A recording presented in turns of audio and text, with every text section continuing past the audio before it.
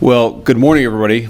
And let me say a couple of notes of appreciation. First of all, to the Prime Minister of Pakistan and to Field Marshal Munir, who were both incredible hosts.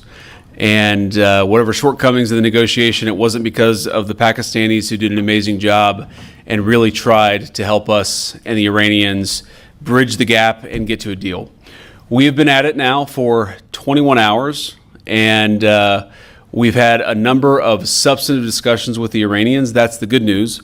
The bad news is that we have not reached an agreement, and I think that's bad news for Iran much more than it's bad news for the United States of America. So we go back to the United States having not come to an agreement.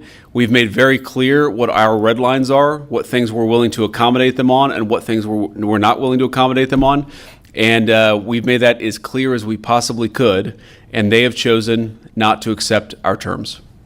Questions? Sir, Nick Robertson from CNN. Precisely what have they rejected here? Can you help us understand it a little bit? Well, I won't go into all the details because I don't want to negotiate in public after we've negotiated for 21 hours in private.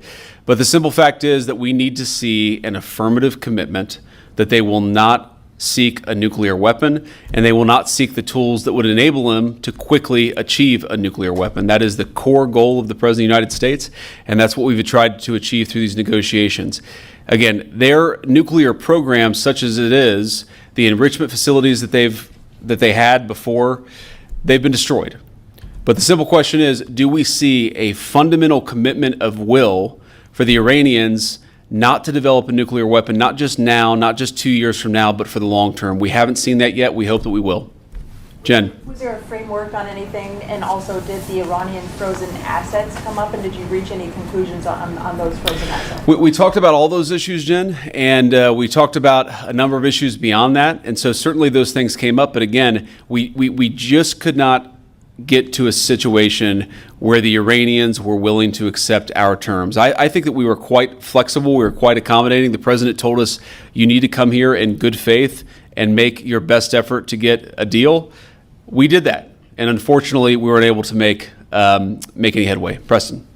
Mr. Vice President, how often did you communicate with President Trump throughout the negotiations? There were reports that there were multiple rounds where there were breaks in between negotiations. How often did you communicate with the president throughout those rounds, and what was he saying as you were going through these negotiations that you said fell short? Yeah, obviously we were talking to the president consistently. I don't know how many times we talked to him, a half dozen times, a dozen times over the past 21 hours.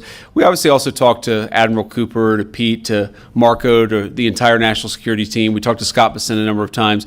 So look, we were constantly in communication with the team because we were negotiating in good faith. And we leave here with a very simple proposal, a method of understanding that is our final and best offer. We'll see if the Iranians accept it. Thank you. Mr. Vice President,